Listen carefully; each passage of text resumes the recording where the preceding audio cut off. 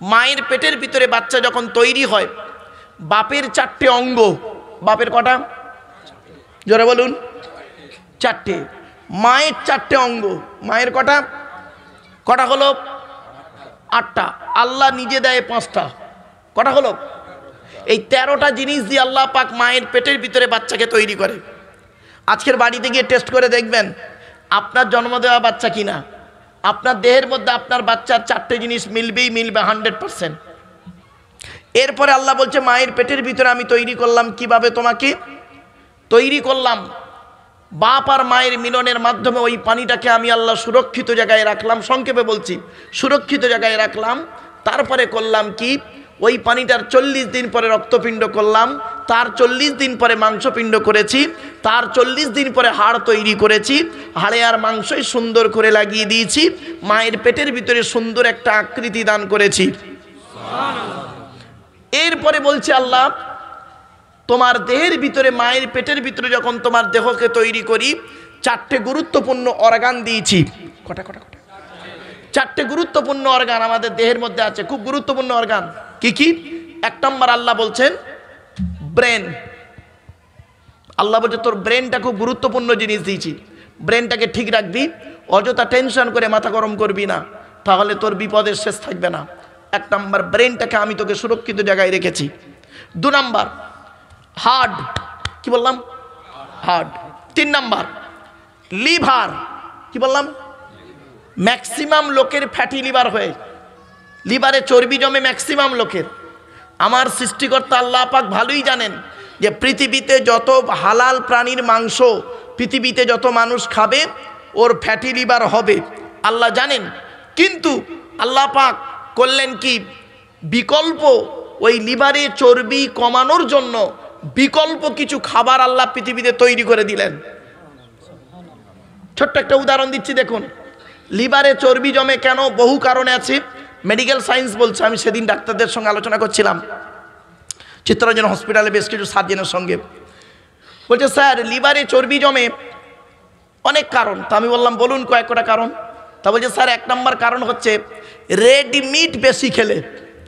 Red meat বেশি মানে লাল মাংস বেশি খেলে। 2 নম্বর আরেকটা কি বলছে, লিভারে চর্বি জমার আরেকটা কারণ হচ্ছে তৈলাক্ত খাবার বেশি খেলে, তেল জাতীয় খাবার। তো বিকল্প কি আছে বলুন? বলছে সৃষ্টিকর্তা বিকল্প 2টো খাবার তৈরি করে পাঠিয়েছেন। 1 নম্বর পেঁপে, 2 নম্বর পাতি লেবু। জোরে বলুন সুবহানাল্লাহ। কি আশ্চর্য, ভাবতে পেরেছেন? এরপরে সৃষ্টিকর্তা বলছেন তো দেহের মধ্যে আমি আরেকটা গুরুত্বপূর্ণ অর্গান দিয়েছি, সেই অর্গানটির নাম হলো কিডনি। কি বললাম? কিডনি। মুহাম্মদ সাল্লাল্লাহু আলাইহি সাল্লাম তিনি বলেছেন তোমরা বেশি বেশি করে পানি পান করো। কি? পানি পান করো। পানি কেন পান করবো বেশি করে? মেডিকেল সায়েন্স গবেষণা করে দেখলো যে মানুষ যত বেশি পানি পান করবে তার কিডনিটা পরিষ্কার থাকবে। সারাদিনে 24 ঘন্টার ভিতরে তাকে 3 থেকে 6 লিটার পানি পান করতে হবে। আমরা সারাদিনে কত লিটার পানি পান করি? খুব মেরে কেটে 3 গ্লাস। সকালে খাবার পরে 1 গ্লাস, দুপুরে খাবার পরে 1 গ্লাস, আর রাতে খাবার পরে 1 গ্লাস। বাকি সারাদিন চা, তেরেঙ্গা, খৈনি, গুটকা। ঠিক না? ঠিক? খারাপ সেন্স নেবেন না। চলুন এরপরে সৃষ্টিকর্তা বলছে তো দেহের মধ্যে আমি 9টা ছিদ্র দিয়েছি। কটা কটা কটা? 9টা ছিদ্র দিয়েছি। আমাদের দেহের মধ্যে 9টা ছিদ্র আছে। 2 চোখ, 2 নাক, 2 কান, 1টা গাল, সামনে পেছনে, এই 9টা ছিদ্র। এই 9টা ছিদ্রের যে কোনো একটা ছিদ্র দিয়ে আমি সৃষ্টিকর্তা তোর আত্মা বের করে নিই। আশ্চর্য। আচ্ছা বাপেরা, কোনো মানুষকে মরতে দেখেছেন আপনারা? বলুন না। মরতে, মরে গেছে দেখেছেন তা নয়, বা মরার আগে নয়, মরছে লোকটা দেখেছেন? শুনে নিন, যদি দেখে থাকেন মিলিয়ে নিন। কত মানুষ দেখবেন মারা গেছে, পেশাব ফিরে ফেলেছে। কত মানুষ মারা যায়, পায়খানা ফিরে ফেলে। কত মানুষ মারা গেছে দেখবেন চোখটা চেয়ে আছে, বড় করে চোখটা চেয়ে আছে। কত মানুষ মারা গেছে দেখবেন গালটা হাঁ করে আছে। কত মানুষ মারা গেছে দেখবেন হাতটা বেঁকে আছে, হাতটা খিঁচে আছে। কত মানুষ মারা গেছে দেখবেন দেখলে মনে হবে মানুষটা ঘুমিয়ে আছে। যারা 100% আল্লাহকে বিশ্বাস করে, যারা নবীদেরকে 100% বিশ্বাস করে, পৃথিবীতে ভালো ভালো কাজগুলো করে যায়, তাদের মৃত্যুটা আল্লাহ পাক ফেরেশতার মাধ্যমে এমনভাবে বের করে নেয়, আত্মা বের করে, ও বান্দা নিজেই বুঝতে পারে না। জোরে বলুন। এবার আপনারাই এখানে বসে ঠিক করুন আপনারা মৃত্যুটা কেমন হতে চান। যদি ভালো মৃত্যু হতে চান তাহলে কিছুক্ষণ বসুন, কিছু সাজেশন আমি আপনাদেরকে দেব, ইনশাআল্লাহ বাড়িতে গিয়ে ভাববেন। চলুন। এরপরে সৃষ্টিকর্তা বলছেন তো দেহের মধ্যে 3টে জিনিস আলাদা। কটা কটা কটা? আচ্ছা, আমি একজন পুরুষ তো নাকি? আরে ভাই বলুন না। আমি একজন পুরুষ, আমার ডান দিকে যিনি বসে আছেন উনি কি? বাম দিকে? তাহলে আমরা সকলেই পুরুষ এখানে। আপনাদের দেহের মধ্যে যা যা আছে আমার দেহের মধ্যে তাই তাই আছে, ঠিক না ঠিক? কিন্তু আল্লাহ বলছেন 3টে জিনিস আলাদা। 1 নাম্বার, ব্লাড গ্রুপ আলাদা, ঠিক না ঠিক? ব্লাড গ্রুপ আলাদা। এই জন্য বলি আমি ব্লাড গ্রুপে ব্লাড ডোনেশন ক্যাম্পের কথা কেন বলি। ব্লাডের 4টে group, A B, A B আর ও, প্রত্যেকটার মাইনাস প্লাস। মনে রাখবেন, একটা হিন্দু রক্তের ভিতরে 3টে জিনিস পাওয়া যায়, লোহিত কণিকা, শ্বেত কণিকা, অনুচক্রিকা, as a same no difference. একটা মুসলমানের রক্তের ভিতরে এই 3টিই পাওয়া যায়। কিসের হিন্দু কিসের মুসলিম মারামারি করেন, খবরদার নয়। মনে রাখবেন, আমাদের আসার রাস্তা একটা, যাওয়ার রাস্তা অনেকটা, গন্তব্যস্থলটা আলাদা। আসার রাস্তা একটা মানে আমরা প্রত্যেকেই বাপের পৃষ্ঠ হতে মায়ের পেটে থেকে পৃথিবীর মুখ দেখেছি। আসার রাস্তা আমাদের কটা? জোরে বলুন। একটা। যাওয়ার রাস্তা অনেকটা, কেউ গলায় দড়ি দিয়ে, কেউ অ্যাক্সিডেন্টে, কেউ বিষ খেয়ে, আপনার কেউ স্ট্রোক করে, কেউ বিভিন্ন কারণে মারা গেল। গন্তব্যস্থলটা আবার আলাদা, কেউ যায় শ্মশানে, কেউ যায় কবরে, কেউ যায় গর্তে। সৃষ্টিকর্তার আরাধনা উপাসনার পদ্ধতিটা আমাদের আলাদা হতে পারে। মানুষ হিসেবে প্রত্যেকেই আমরা আদমের সন্তান, ঠিক না ঠিক? চলুন। 1 নাম্বার ব্লাড গ্রুপ আলাদা। 2 নাম্বার কি আলাদা বলতে পারেন? শুনে নিন, কোরআনের এই আয়াতকে নিয়ে গবেষণা করেছে সারা ওয়ার্ল্ডে, গবেষণা বৈজ্ঞানিকরা গবেষণা করে ইসলামের কালেমা পড়ে মুসলমান হলো। কি কি? কোরআনে আল্লাহ পাক বলছেন আলাম নাজআল লাহু আইনাইনি, আলাম নাজআল লাহু আইনাইনি। এর বাংলা মানে হচ্ছে আল্লাহ বলছেন আমি কি তোদের 2টো চোখ তৈরি করি নাই? বৈজ্ঞানিকরা কোরআনের এই আয়াতটুকু নিয়ে গবেষণা শুরু করলো। গোটা বডিটাই তো আল্লাহ তৈরি করেছে, তার মাঝখান থেকে আবার চোখের কথা পার্সোনালভাবে আল্লাহ কেন বললেন? গবেষণা শুরু কর। গবেষণা করে দেখছে, বাপরে বাপ, অবাক হয়ে গেল। যারাই গবেষণা করলো তারাই বের করে ফেললো। শুনে নিন, আপনারা আধার কার্ড করার সময় অফিসাররা আপনাদেরকে বলেছিল কি? খেয়াল করে দেখুন তো, বাবু চোখটা বড় করে চান তো, বলেছিল? কেন? কারণটা কি? 1500 বছর আগে এই কোরআনে আল্লাহ বলে দিয়েছেন। বৈজ্ঞানিকরা কোরআনের ওই আয়াতকে নিয়ে গবেষণা করে দেখলো যে পৃথিবীর জমিনে যত মানুষ পৃথিবীতে এসেছে, আসছে, আসবে, কারো চোখের রেটিনার সঙ্গে কারো চোখের রেটিনার মিল নেই। জোরে বলুন সুবহানাল্লাহ। খুনিকে আইডেন্টিফাই করা হয় চোখের রেটিনা দেখে। জানেন কি? খুনিকে আইডেন্টিফাই করা হয় যখন তার ফিঙ্গারপ্রিন্ট ম্যাচ করে না। ফিঙ্গারপ্রিন্ট ম্যাচ করে না। শুনে রেখে দিন। তাহলে 2 নাম্বার হলো চোখ আলাদা, 3 নাম্বার ফিঙ্গারপ্রিন্ট আলাদা। এ কোরআনই আছে, এ কোরআনই আছে। এই জন্য কোরআন এমন এক কিতাব, সেজন্য আপনাদেরকে অনুরোধ করে বলছে আপনারা কোরআন কিনে গবেষণা করুন। তাফসিরুল কোরআনের মাহফিলে এসেছেন, এখান থেকে কিছু শিখে যান, জেনে যান, বুঝে যান, প্র্যাকটিক্যাল করে যান, দেখবেন ইহকাল শান্তি, পরকালে জান্নাত। চলুন। তাই আল্লাহ বলছেন ওয়াবাসসা ফীহা মিন কুল্লি দাব্বা, চতুষ্পদ জন্তুকে আমি ছড়িয়ে দিয়েছি পৃথিবীর জমিনে। আর কি করেছি? ওয়া আনজালনা মিনাস সামাই মাআন, আকাশ থেকে পানি বর্ষণ করেছি। আর কি করেছি? ফাআমবাতনা ফীহা মিন কুল্লি যাওজিন কারীম। আল্লাহ পাক বলছেন সেই পানির মাধ্যমে পৃথিবীর জমিন থেকে আমি বিভিন্ন বিভিন্ন জোড়া জোড়া জোড়া জোড়া, প্রত্যেকটা জোড়া জোড়া কি করেছি? উদ্ভিদ তৈরি করেছি, জোড়া জোড়া প্রাণী তৈরি করেছি। জোরে বলুন সুবহানাল্লাহ। ভাবতে পেরেছেন? ভাববেন বাড়ি থেকে। এরপরেই আসছে আয়াতগুলো। আচ্ছা, আমি টেনে টেনে বলছি না বলে প্রবলেম হচ্ছে না? হ্যাঁ হ্যাঁ বলবো বাবা, দাঁড়াও, শরীরটা অসুস্থ তো, একটু মালটা গরম হয়ে যাক, টেনে টুনে দিচ্ছি বাবা, চিন্তা নেই। কারণ অনেকের ধারণা হলো টান না দিলে ভালো লাগছে না। ওরে বাবা, হ্যাঁ চলো। এরপর আল্লাহ পাক বলছেন হাযা খালকুল্লাহি ফারুনি, আল্লাহ নিজেই বলছে এ সৃষ্টি একমাত্র আল্লাহর তরফ থেকে, আল্লাহর সৃষ্টি। এগুলো কে সৃষ্টি করেছে? আল্লাহ। আল্লাহ বলছেন ফারুনি, তোমরা আমাকে দেখাও। আল্লাহ বলছে পৃথিবীর মানুষকে তোমরা আমাকে দেখাও। ফারুনি মাজা খলাকাল্লাযীনা মিন দুনিহি, আল্লাহ ছাড়া অন্য কে সৃষ্টি করেছে একবার দেখাও তো দেখি। পারবেন না, জীবনে পৃথিবীতে পারবেন না। মানুষের তৈরি আল্লাহর তৈরির পার্থক্য কি জানেন? মানুষ যখন কোনো জিনিস তৈরি করে ডাইস দেখে তৈরি করে, নমুনা দেখে তৈরি করে, এক্সাম্পল দেখে তৈরি করে। আর আল্লাহ যখন কোনো জিনিস তৈরি করে খালি বলে কুন হয়ে যা, ফায়াকুন হয়ে যায়। কোনটা আগে কোনটা পরে কারোর বলার ক্ষমতা নাই। জোরে বলুন সুবহানাল্লাহ। কিন্তু জালিম যারা অত্যাচারী মানুষ যারা কোরআনকে অস্বীকার করে, মানে না, তারা প্রকাশ্য গোমরার মধ্যে পড়ে আছে, প্রকাশ্য গোমরার মধ্যে পড়ে আছে। এরপরে আসছে এই সূরাটির নাম কি বললাম? জোরে বলুন। লোকমান। লোকমানটা কে? তার আলোচনা।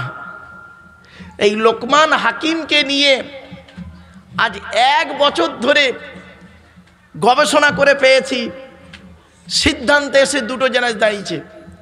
কেউ বলেছেন লোকমান একজন নবী ছিলেন, কেউ বলেছেন লোকমান একজন ওলি ছিলেন, কেউ বলেছেন লোকমান একজন বাদশা ছিলেন। দাসী ছিল, দাস ছিল, পরবর্তীতে বাদশা হয়েছে। বিভিন্ন তাফসীরকারকদের বিভিন্ন মত। তো আপনাদেরকে সংক্ষেপে বলে দিচ্ছি, লোকমান হাকিম একজন আল্লাহর ওলি ছিলেন এবং সৎ মানুষ ছিলেন, ন্যায়পরায়ণ ব্যক্তি ছিলেন। মানুষদেরকে ভালো কাজের আদেশ করতেন, অসৎ কাজে নিষেধ করতেন। তার দেখতে কেমন ছিল? যেটুক পাওয়া গেছে, বেটে মতো লোক, কালো মতো বেটে মতো লোক ছিলেন।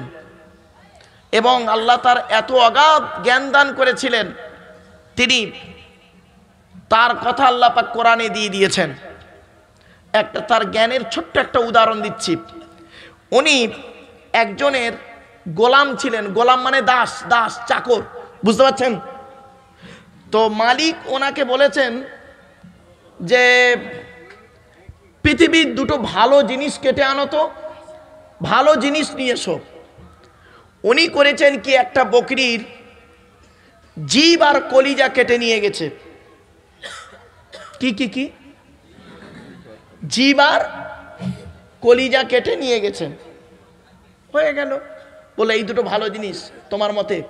লোকমান হাকিম বলছে হ্যাঁ মালিক, এই দুটো জিনিস আমার মতে খুব ভালো জিনিস, জিব আর কলিজা। বেশ কিছুদিন পর মালিক আবার প্রশ্ন করছে, পৃথিবীতে দুটো খারাপ জিনিস নিয়ে এসো তো। শুনে নিন, এই বাচ্চা, এই চুপ, শুনে যান। এসব ওয়াজ নয়, এই যে টেনে টেনে একটা কেসা কাহিনী বলার জায়গা নয়, এটা খুব ভাইটাল আলোচনা। এটা প্রথমে উনি কি আনলেন? ভালো জিনিস বলতে মালিক ভালো জিনিস আনতে বলতে উনি কি আনলেন? জিব আর কলিজা। কিছুদিন পরে ওই মালিকই বলছে পৃথিবীর দুটো খারাপ জিনিস নিয়ে এসো তো। উনি আবার সেই জিব আর কলিজা নিয়ে গেলেন। মালিক তো অবাক। আচ্ছা, আমি তোমাকে বললাম ভালো জিনিস আনতে, তুমি জিব আর কলিজা আনলে বকরির, আর খারাপ জিনিস আনতে সেই জিব আর কলিজা আনলে কেন? তখন উনি ব্যাখ্যা করে বলছেন, এই জীব যে এত কঠিন জিনিস, এই জীব যে এত কঠিন জিনিস, কল্পনার বাইরে। জীব দিয়ে মানুষ কি করে? জাহান্নাম কিনে আনে, জান্নাত ফেলে দেয়, আবার জান্নাত কিনে আনে, জাহান্নাম ফেলে দেয়। ঠিক না বেঠিক? এই জীবই মানুষকে হারাম খাবার খাওয়ায়, আবার এই জীবই মানুষকে হালাল খাবার খাওয়ায়। এই জীবই মানুষকে খারাপ কথা শেখায়, এই জীবই মানুষকে ভালো কথা শেখায়। এই জন্য আপনি বলেছেন দুটো ভালো জিনিস, কলিজা। বলছে মানব দেহের মধ্যে কালো, ফর্সা, লম্বা, বেটে, নারী, পুরুষের কোনো পার্থক্য নেই। মানব দেহের মধ্যে গুরুত্বপূর্ণ জিনিস হলো কলিজা, অন্তর, অন্তর হৃদয়। যদি অন্তরটা যদি তার পরিষ্কার থাকে তাহলে সে সঠিক মানুষ। আর অন্তরে যদি জিলিপির পেঁচ থাকে, ও যত বাইরে ধর্ম করুক বেকার মানুষ।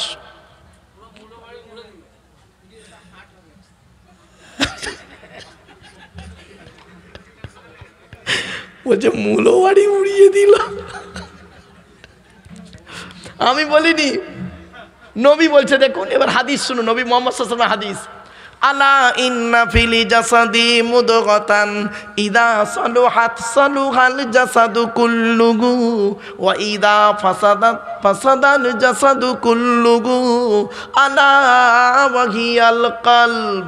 নবী বলেছেন মানব দেহের মধ্যে একটা মাংসপিণ্ড আছে, ওই মাংসপিণ্ডটা কোনো ভালো থাকে সারা শরীরটা তো কোনো ভালো থাকে, ওই মাংসপিণ্ডটা কোনো খারাপ হয়ে যায় সারা শরীরটা তো কোনো বদনাম ভরে যায়।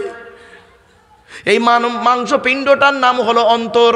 আর একটা হাদিস আল্লাহ নবী বললেন, ইন্নাল্লাহা লা ইয়ানজুরু ইলা সুওয়ারিকুম ওয়ালা ইলা আমালিকুম ওয়ালাকিন ইয়ানজুরু ইলা কুলুবিকুম ওয়া নিয়াতিকুম।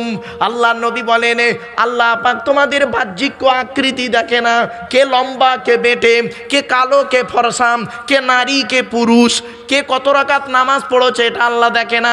ওয়ালা ইলা আমালিকুম, আল্লাহ পাক তোমাদের আমলগুলো দেখে না, কার জামা কত সুন্দর, কে গোল জামা পরেছ চেরা জামা পরেছ, এই সামনে মারামারি করেছ, ঠিক না বেটি?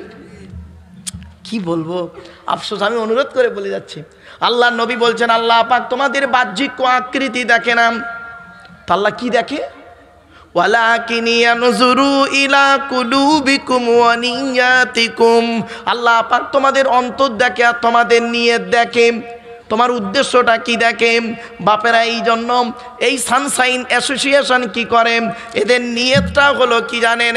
মানুষকে ভালো পরিষেবা দেওয়া, মানুষকে উপকার করা, মানুষের ক্ষতি করা নয়। এই জন্য কোরআনের তাফসীরটা এইখানে এদেরকে অনুরোধ করে বলেছিলাম। 1994 সাল থেকে আজ 2024, 30 বছর জলসা জীবনের অভিজ্ঞতা। এই পশ্চিম বাংলার জমিনে 2 জায়গায় তাফসিরুল কোরআনের মাহফিল ছাড়া অন্য কোনো কিছুই হয় না।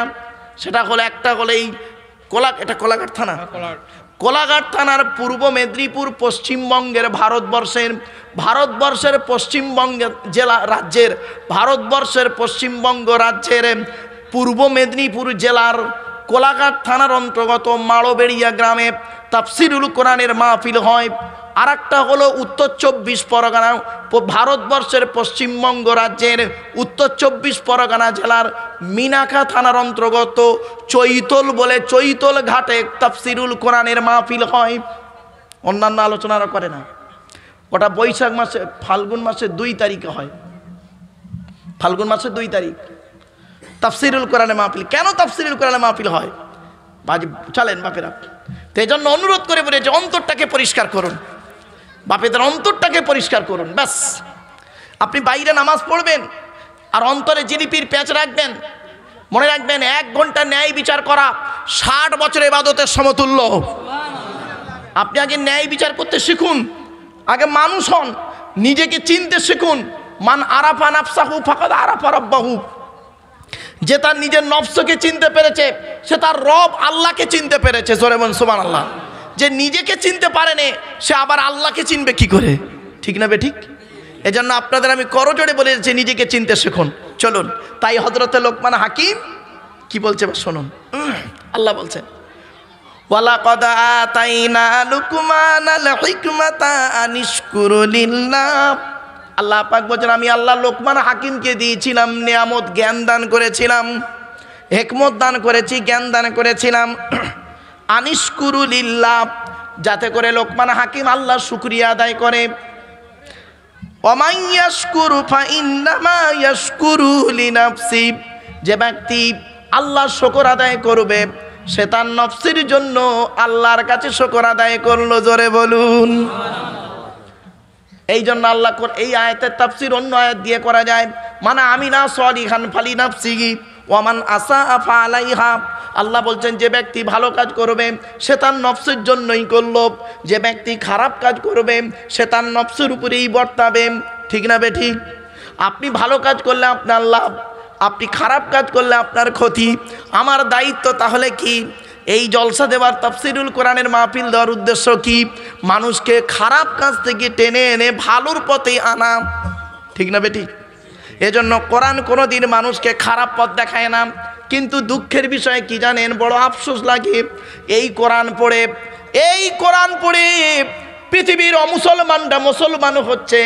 আর এই কোরআন পড়ে কিছু পৃথিবীর পশ্চিম বাংলা নয়, পৃথিবীর পশ্চিম বাংলার কিছু বক্তা সকলে নয়, কিছু বক্তা এই কোরআন পড়ে এ বক্তা ও বক্তার কাপের ফতোয়া দিয়ে ইসলাম থেকে বের করে দিচ্ছে। ঠিক না বেঠিক? কি আশ্চর্য জিনিস! বৈজ্ঞানিকরা মানে জ্ঞানীগুণীরা ভাবে যে এই কেতাব পড়ে অমুসলমানরা মুসলমান হচ্ছে, আর এই কেতাব পড়ে একে অপরকে কাফের ফতোয়া দিয়ে বের করে দিচ্ছে ধর্ম থেকে।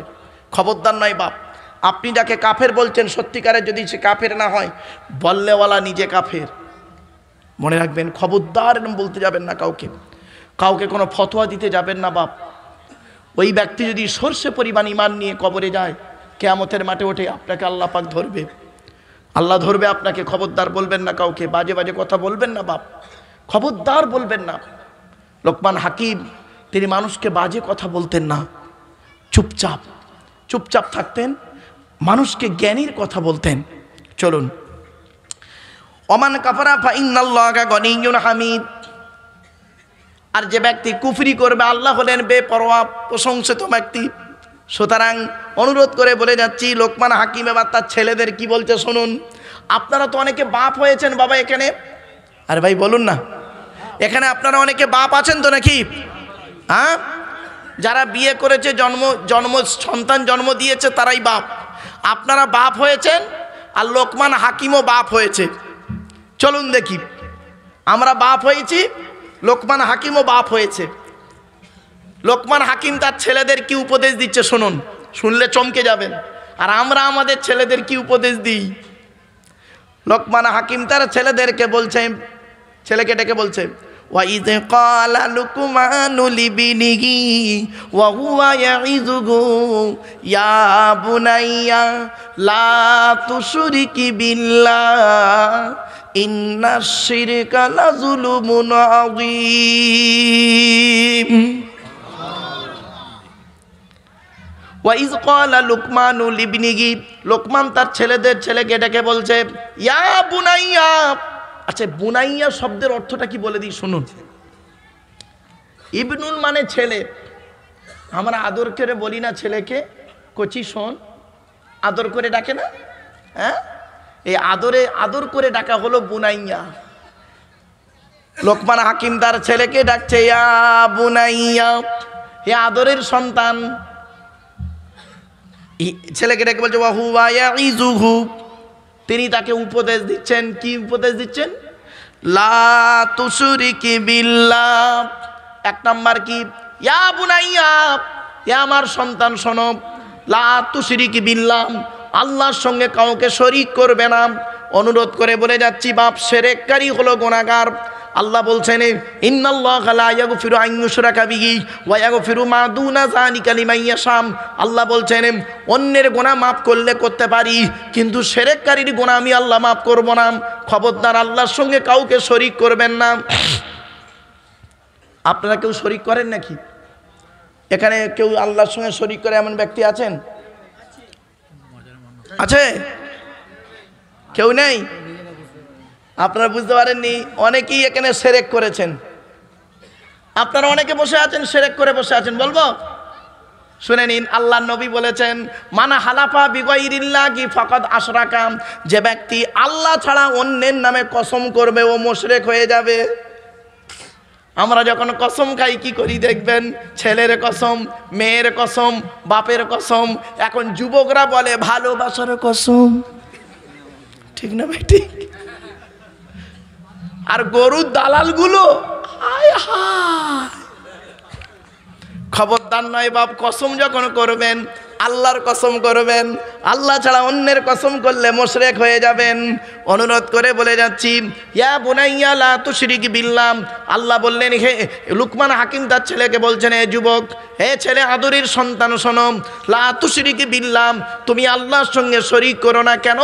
ইন্নাশ শিরকা লাযুলুমুন আযীম, শিরক হলো সবথেকে বড় অত্যাচার, জুলুম। এরপরে আল্লাহ এবার লোকমান হাকিম বলছে পরের উপদেশ। এক নাম্বার উপদেশ কি বললো ছেলেকে? আল্লাহর সঙ্গে কাউকে শরীক করো না।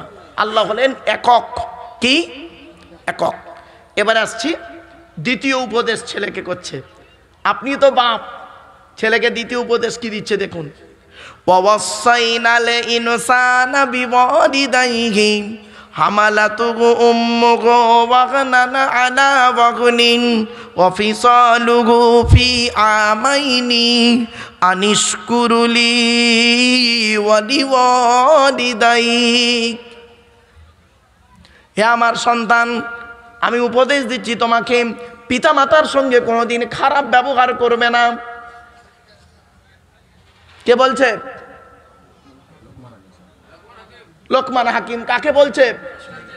নিজের ছেলেকে বলছে যে পিতামাতার সঙ্গে খারাপ ব্যবহার করো না, পিতামাতার সঙ্গে কোনোদিন খারাপ ব্যবহার করো না।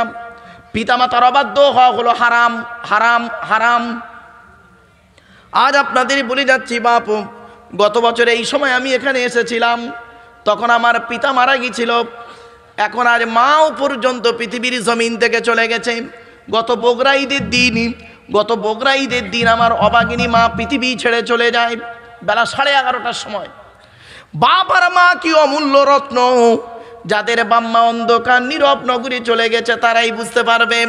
যেদিন বাপ আর মায়ের মাটি দিয়ে চলে এলাম, সেই দিন থেকে আজ পর্যন্ত অন্তর দিয়ে কাউকে আব্বা মা বলে ডাকতে পারিনি। ঠিক না বেঠিক? মনে রাখবেন, বাম্মা যখন চলে যাবে অন্তর থেকে আর কাউকে বাম্মা বলে ডাকতে পারবেন না। ওরে বোকা ছেলে, শ্বশুর কোনোদিন বাপের জায়গা নিতে পারে না, শাশুড়ি কোনোদিন মায়ের জায়গা নিতে পারে না। এ বোকা ছেলে বোঝে না, এরা মনে করে শ্বশুর শাশুড়ি আমার খুব আপন। নবীজি বলেছেন পৃথিবী ধ্বংসের লক্ষণ হলো নিকটবর্তী লোকের সঙ্গে মহব্বত থাকবে না, দূরবর্তী লোকের সঙ্গে মহব্বত তৈরি হবে।